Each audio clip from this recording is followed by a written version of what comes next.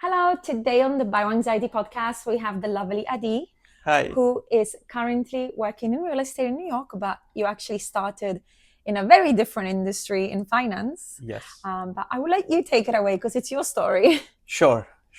Hi, everyone. This is Adi here.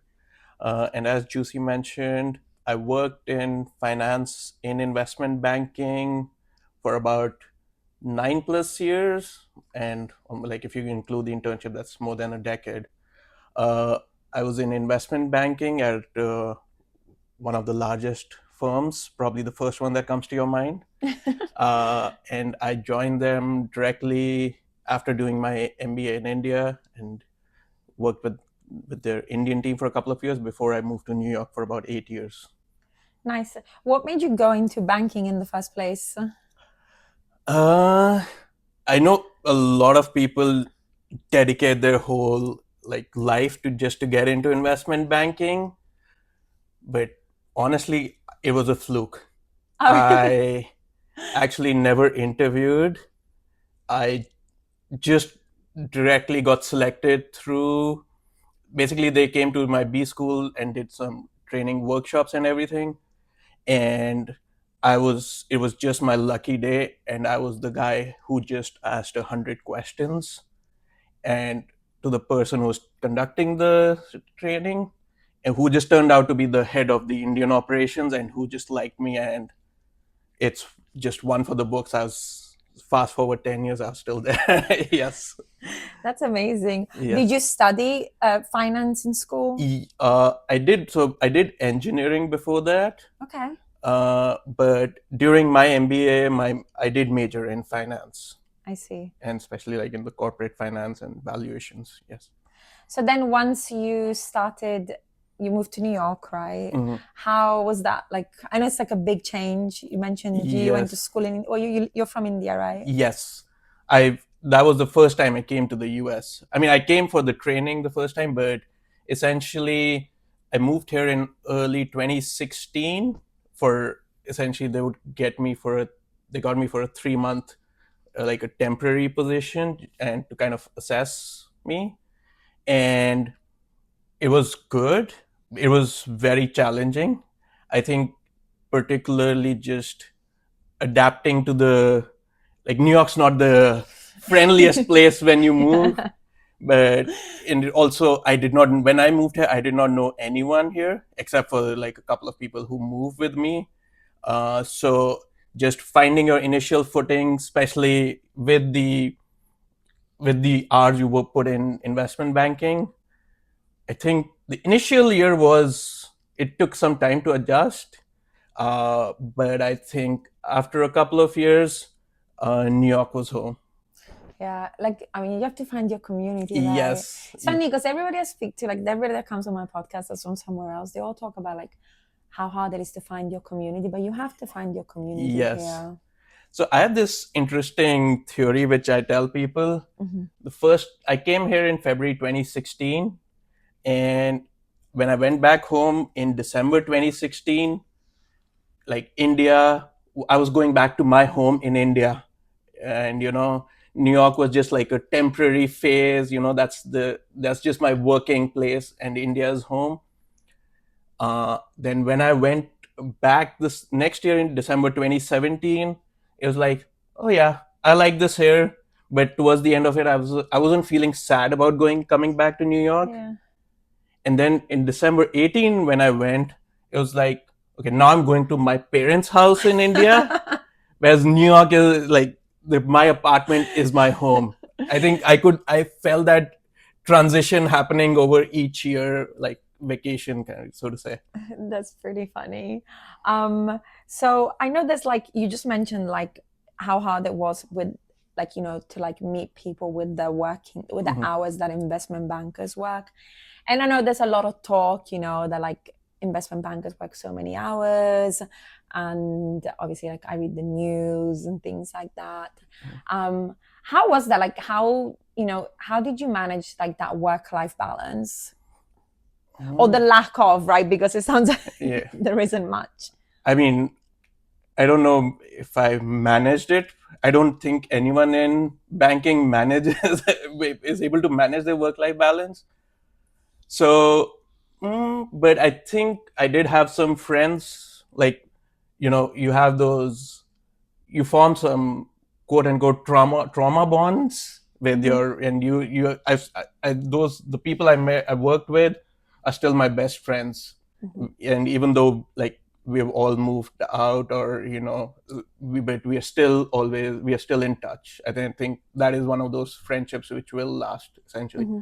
So I think finding your people who relate to you, because I know everyone makes it sound banking is really difficult, but actually living it is a very different I know it sounds very rude, but it is worse than what you think.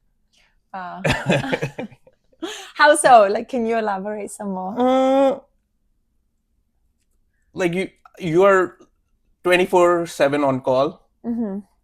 I mean, the average work day for me would be, let's say, 9 a.m. to midnight, is or 1 a.m., like, especially as an analyst, when you're the junior, like, even at 1 a.m., if, let's say, I'm leaving office, there will be still, like, half of the analysts would be there. So that would be the norm. So essentially it would be just like, you go home, sleep, get up, take a shower, and be back.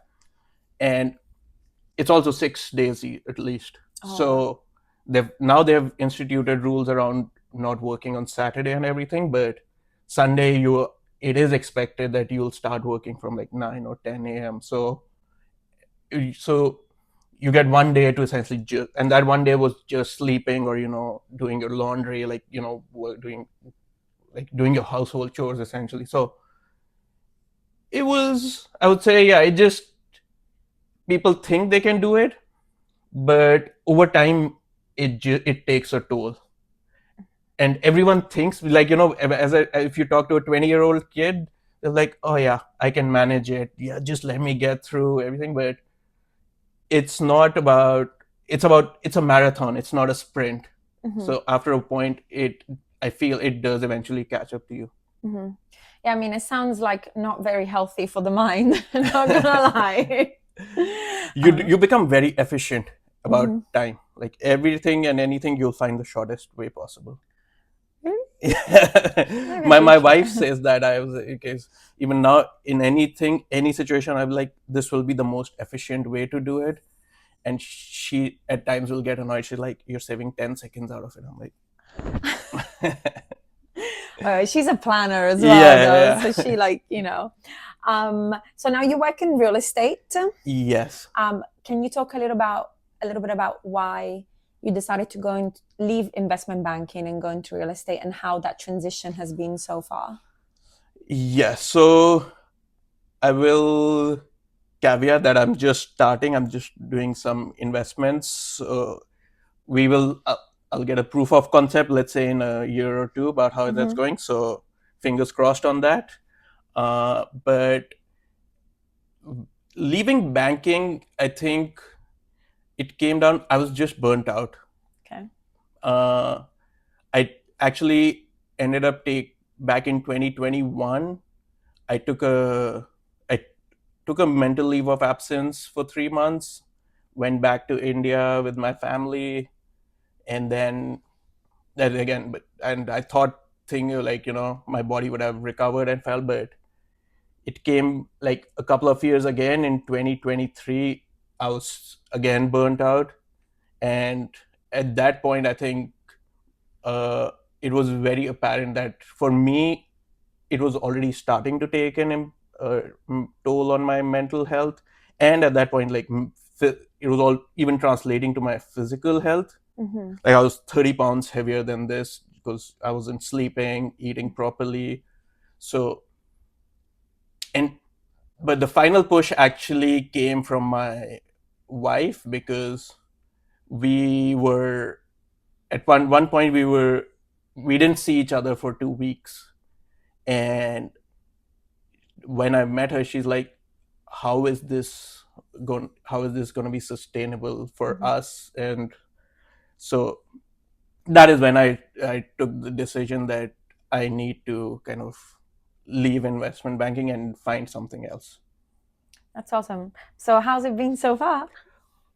Well, it's I think it went uh, I went from one end of the pendulum to the other, where I suddenly had a lot of time. So I slept. I can't, first 3-4 months, I just slept. I can't tell you. All the years that you did, all the Yes, 10 years in finance that yes, you didn't sleep, you slept those. yes. And I started noticing my behavior, my moods became much better, my behavior, my body started to cope. So I did, like, for the first few months, I was just focusing on that. And then I was also like, I wanted, for me it was not just about switching jobs or jumping from one company to the other. So I took some time to kind of figure out what I wanted to do. Knock on wood, at least investment banking provided me that financial stability to take the time. So I took some time, and I realized I am I'm obsessed with real estate. Anyone who lives in New York, I think, eventually becomes. But so and again, like during the pandemic, we did do some real estate investments at that time, which worked out pretty well. So I felt much more confident about taking that jump. And my wife was very supportive. She's been very supportive throughout the whole 2 years. So that is how. So after a year or so, I started thinking about seriously getting into these, and I've been doing this since the last year. Yeah, I mean, it's a fun industry. I love Yes, real yes, estate. yes. I My phone is, like, I think Zillow, Street Easy are my top used apps more than anything. I So am the same. I feel like I am definitely guilty of just like laying in bed and looking at homes that I cannot afford. yes, yes, But I'll just be like, oh, this is so nice. Oh, it's yes, only $2.5 million for yes. a one bedroom. Yeah. Oh, but it has a 5 square foot backyard. Yes. Perfect for the dogs. Oh yeah, perfect. Like they just go out like. Yeah. um, so for, I guess, going back to like the burnout,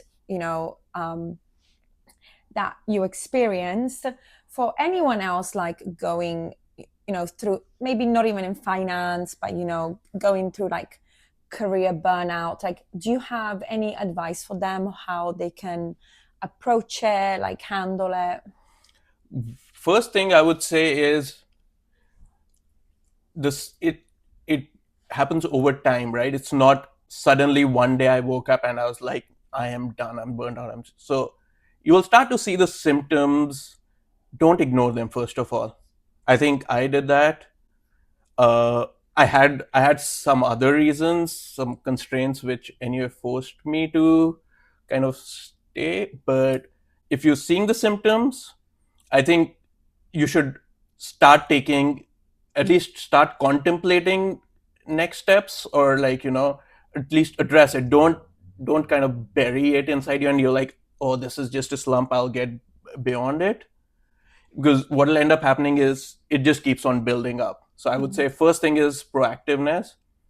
Secondly, I think see a therapist, if you have the time, or so that way they can help, or a neutral expert who can actually help you out with.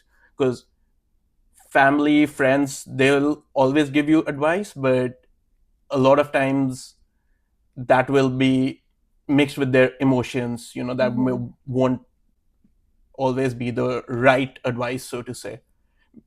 From their perspective, it will be, but for you, it may not be. So I would say don't ignore it, and start taking preemptive measures. Thank you for that, and also thank you just for being so open about like burnout and Hmm. therapy, because I know a lot of people are not, right, especially like Hmm. men. I've had quite a hard time finding men who are willing to talk about that. Yeah. I guess as one final question, what's some one piece of advice you would give your younger self? Uh, I'll come back. I'll actually, first thing I would like to address what you said about the men part. It, as a man, it's not easy, as because it does a lot of as men, we are, our whole life we are conditioned to be the providers. So it does, like, now that my wife was the only one at one point who was working and earning, it it chips away at your masculinity. Yeah. That, but I think I was comfortable enough, and so my wife was comfortable enough to understand what we are going through, and what we work we work better as a team. So I think, thankfully, we had no issues. But I can see a lot of men, because for us, we don't know what is plan B, so to say, except Yeah. to provide. So, and when you're not providing, you feel very insecure as a man about what is your role. So, so coming back, yeah. So it was some challenge. And the other thing is, society treats you very differently. I've had Yes. a lot of people come and ask me, "So what are you doing?" I'm like, "I'm chilling." Where if I said that, I'm like, "I'm taking some time." I think a lot of people just won't understand it. Yeah. So, but anyway, I think the good thing was the relationship between me and my wife was very good, that I felt secure enough. Mhm. So thank you to Kanika. But anyway, coming back to your other question, what was that? One piece of advice you would give your Yes, younger self. yes.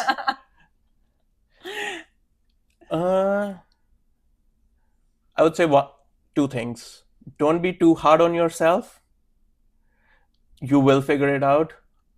Life is complicated, but it is not that complicated. You're not going to end up on the street, okay? 99.99% of the time. So don't take yourself too seriously. Don't be too hard on yourself. And the second point would be, trust your gut. I felt a lot of times that maybe banking wasn't for me. I realized that in year two, but I think it's difficult to let go of something so prestigious. Plus, along with, like, I had some immigration, like once I immigrated to the US, you get stuck in the visa issues and everything. So that kind of stopped. There were and a couple of other reasons that stopped me from leaving. But uh, if I had followed my gut, I don't know where I would been. I'm still very fortunate on my current position, but if I would have liked to trusted my decisions and my guts more. Mm-hmm.